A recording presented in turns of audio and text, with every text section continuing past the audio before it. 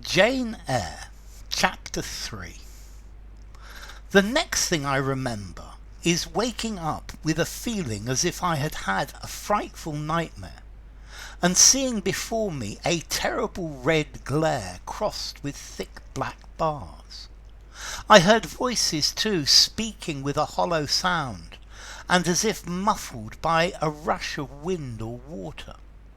Agitation, uncertainty, and an all-predominating sense of terror confused my faculties. Ere long I became aware that someone was handling me, lifting me up and supporting me in a sitting posture, and that more tenderly than I had ever been raised or upheld before. I rested my head against a pillow or an arm and felt easy.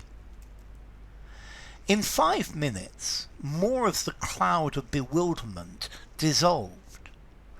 I knew quite well that I was in my own bed, and that the red glare was the nursery fire. It was night. A candle burnt on the table.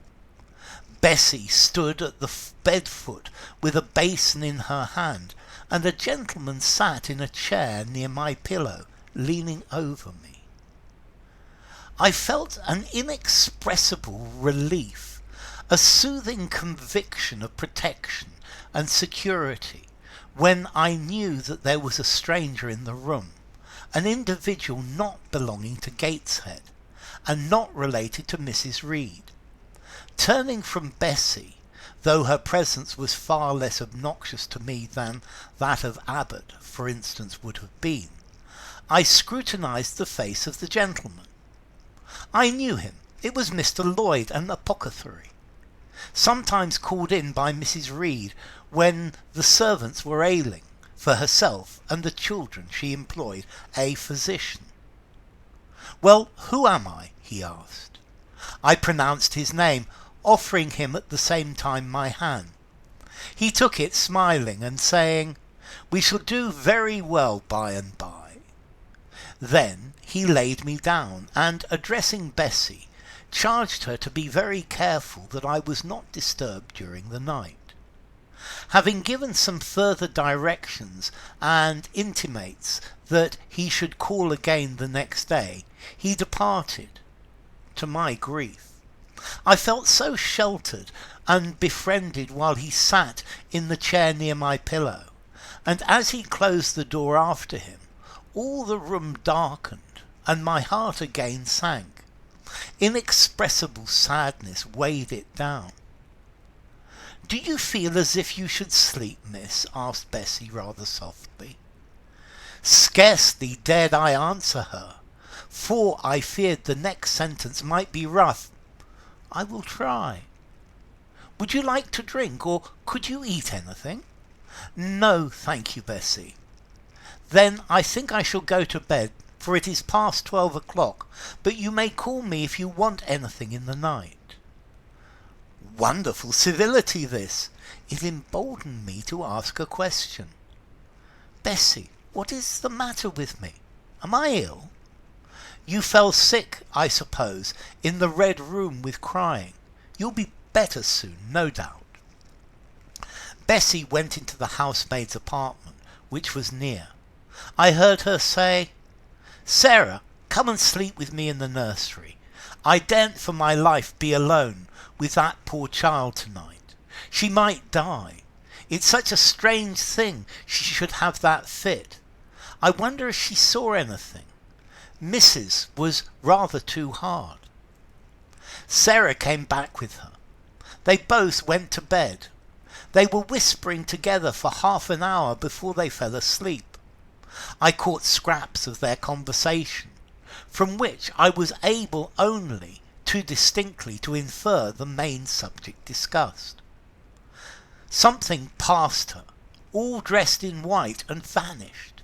A great black dog behind him. 3 loud raps on the chamber door. A light in the churchyard over his grave. And etc. and etc. And last both slept. The fire and the candle went out. For me, the watches of that long night passed in ghastly wakefulness, strained by dread, such dread as children can only feel. No severe or prolonged bodily illness followed this incident of the Red Room. It only gave my nerves a shock, of which I feel the reverberation to this day. Yes, Mrs. Reed, to you I owe some fearful pangs of mental suffering, but I ought to forgive you, for you knew not what you did. While rending my heartstrings, you thought you were only uprooting my bad propensities. Next day, by noon, I was up and dressed, and sat wrapped in a shawl by the nursery hearth. I felt physically weak and broken down, but my worst ailment was an unutterable wretchedness of mind, a wretchedness which kept drawing from me silent tears. No sooner had I wiped one salt drop from my cheek than another followed. Yet I thought I ought to have been happy, for none of the Reeds were there. They were all gone out in the carriage with their mamma. Abbot, too, was sewing in another room, and Bessie, as she moved hither and thither, putting away the toys and arranging drawers, addressed to me every now and then a word of unwonted kindness. This state of things should have been to me a paradise of peace, accustomed as I was to a life of ceaseless reprimand and thankless fagging. But, in fact, my racked nerves were now in such a state that no calm could soothe, no pleasure excite them agreeably. Bessie had been down into the kitchen, and she brought up with her a tart on a certain brightly painted china plate, whose bird of paradise, nestling in a wreath of convolvuli and rosebuds, had been wont to stir me in a most enthusiastic sense of admiration, and which plate I had often petitioned to be allowed to take in my hand in order to examine it more closely, but had always hitherto been deemed unworthy of such a privilege. This precious vessel was now placed on my knee, and I was cordially invited to eat the circlet of delicate pastry upon it. Vain favour, coming like most other favours long deferred and often wished for, too late. I could not eat the tart, and the plumage of the bird, the tints of the flowers seemed strangely faded. I put both plate and tart away. Bessie asked if I would have a book. The word book acted as a transient stimulus, and I begged her to fetch Gulliver's Travels from the library. The book I had again and again perused with delight. I considered it a narrative of facts, and discovered in it a vein of interest deeper than what I found in fairy tales. For as to elves, having sought them in vain among foxglove leaves and bells, under mushrooms and beneath the ground ivy mantling old wall nooks, I had at length made up my mind to the sad truth that they were all gone out of England to some savage country where the woods were wilder and thicker and the population more scant, whereas Lilliput and Brodningnag, being in my creed solid parts of the earth's surface, I doubted not that I might one day, by taking a long voyage, see with my own eyes the little fields, houses and trees, the diminutive people, the tiny cows, sheep and birds of the one realm, and the cornfields forest high, the mighty mastiffs, the monster cats, the tower-like men and women of the other. Yet when this cherished volume was now placed in my hand, when I turned over its leaves and sought in its marvellous pictures the charm I had till now never failed to find, all was eerie and dreary. The giants were gaunt goblins, giants, the pygmies malevolent and fearful imps, Gulliver, a most desolate wanderer in the most dread and dangerous regions.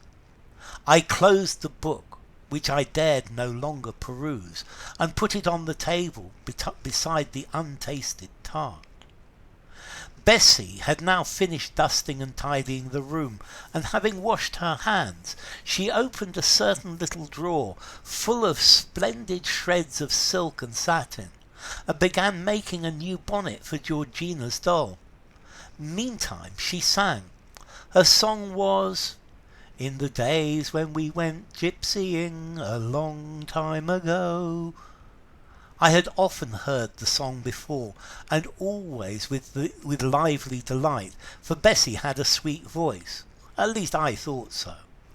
But now, though her voice was still sweet, I found in its melody an indescribable sadness. Sometimes preoccupied with her work, she sang the refrain very low, very lingeringly. "A long time ago" came out like the saddest cadence of a funeral hymn. She passed into another ballad, this time a really doleful one.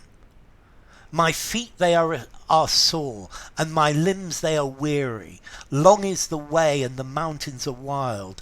Soon will the twilight close moonless and dreary over the path of the poor orphan child. When did they send me so far and lonely, up where the moors spread and grey rocks are piled?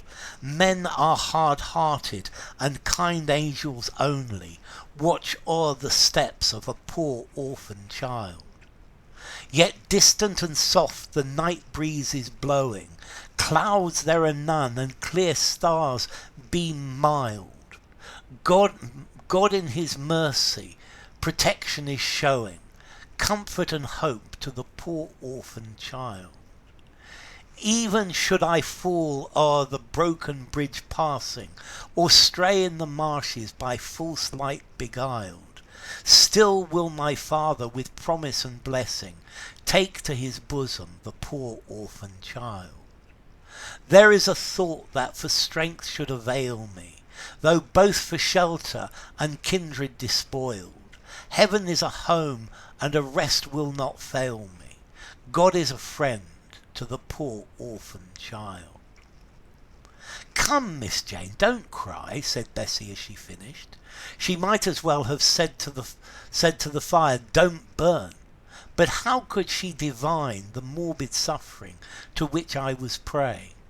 In the course of the morning Mr. Lloyd came again. "What, already up?" said he, as he entered the nursery. "Well, nurse, how is she?" Bessie answered that I was doing very well. "Then she ought to look more cheerful. Come here, Miss Jane. Your name is Jane, is it not?" "Yes, sir, Jane Eyre." "Well, have you been crying, Miss Jane Eyre?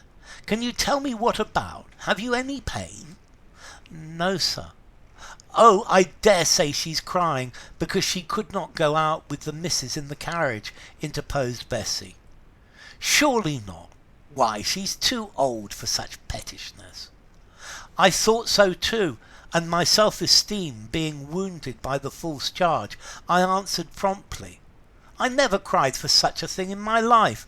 I hate going out in the carriage. I cry because I'm miserable." "Oh, fie, miss," said Bessie. The good apothecary appeared a little puzzled. I was standing before him. He fixed his eyes on me very steadily. His eyes were small and grey, not very bright, but I dare say I should think them shrewd now. He had a hard-featured yet good-natured looking face. Having considered me at leisure, he said, "What made you ill yesterday?"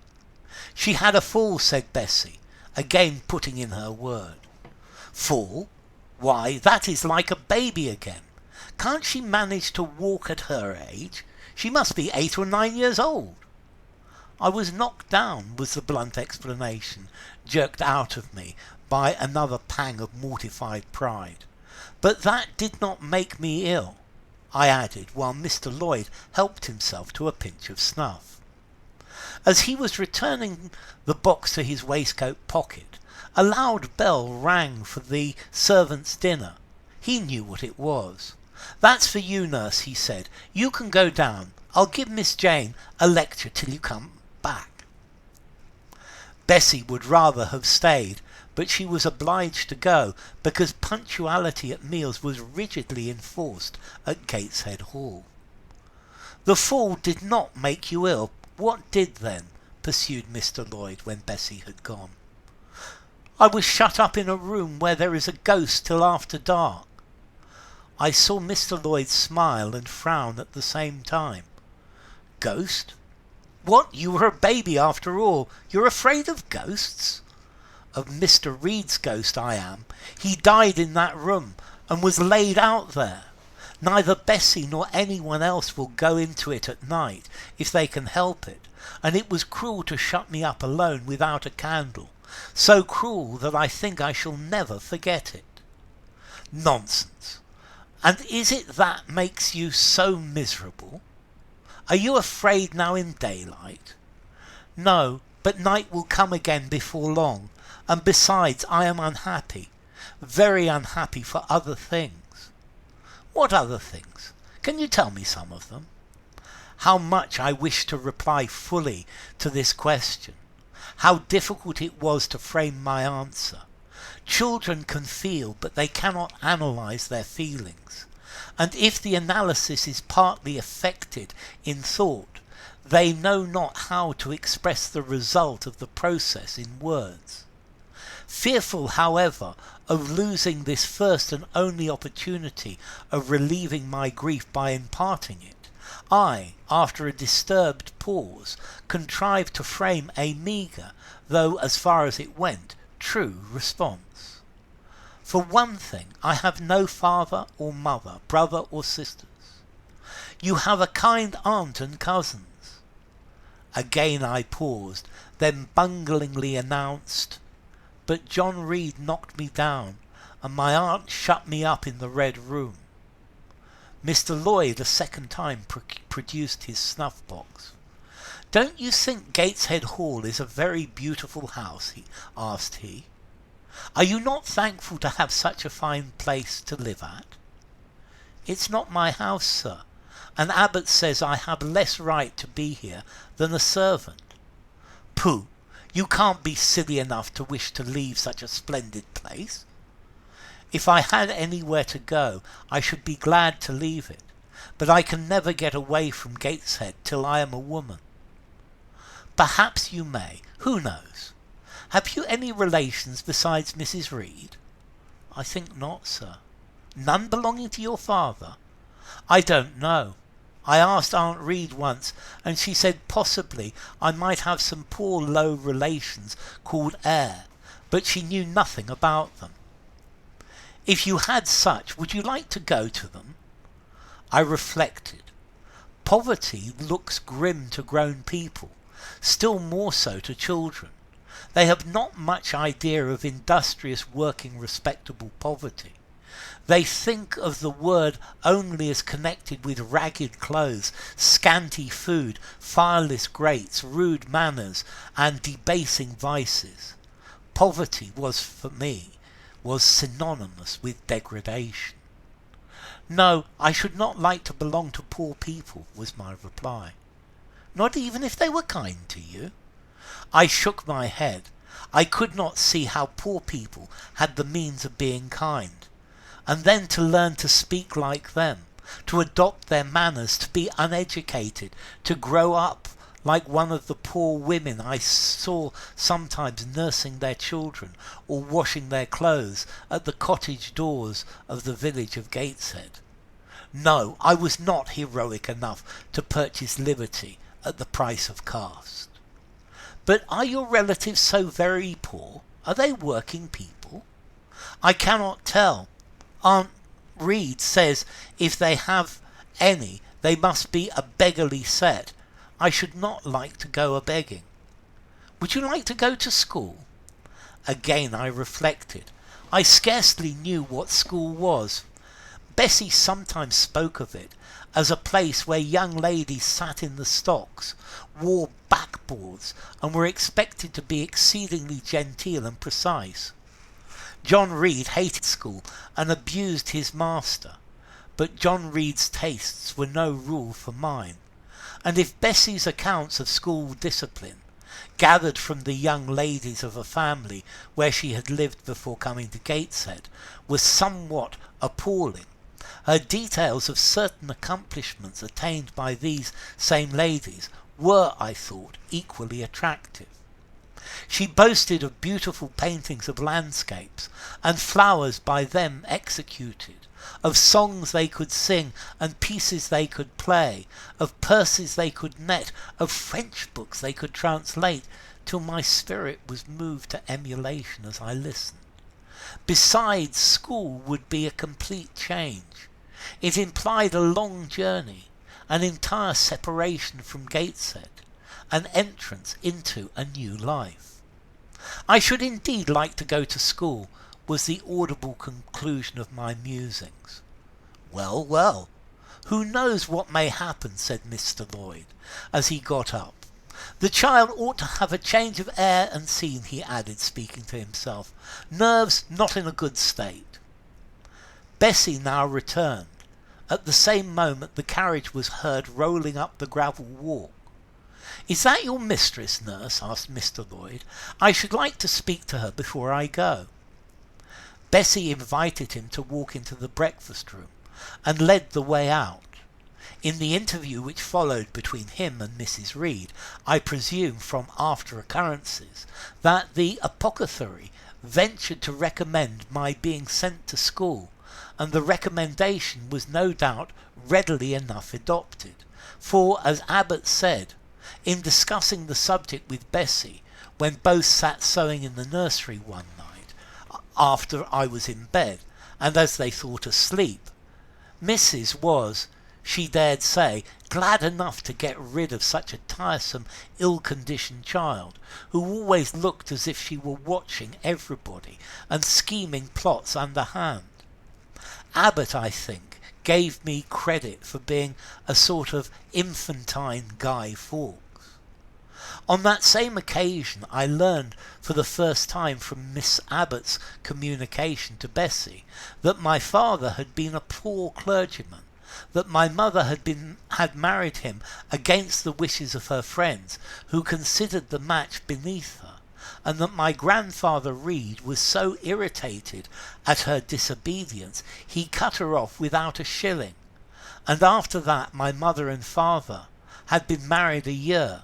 The latter caught typhus fever while visiting among the poor of a large manufacturing town, where his curacy was situated, and where that disease was prevalent, that my mother took the infection from him, and both died within a month of each other. Bessie, when she heard this narrative, sighed and said, Poor Miss Jane is to be pitied too, Abbott.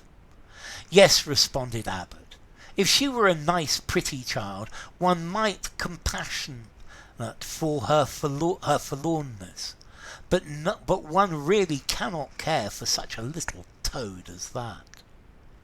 Not a great deal, to be sure, agreed Bessie. At any rate, a beauty like Miss Georgina would be more moving in the same condition. Yes, I dote on Miss Georgina, cried the fervent Abbott. Little darling, with her long curls and her blue eyes, and such a sweet colour as she has, just as if she were painted. Bessie, I could fancy a Welsh rabbit for supper. So could I, with roast onion. Come, we'll go down. They went.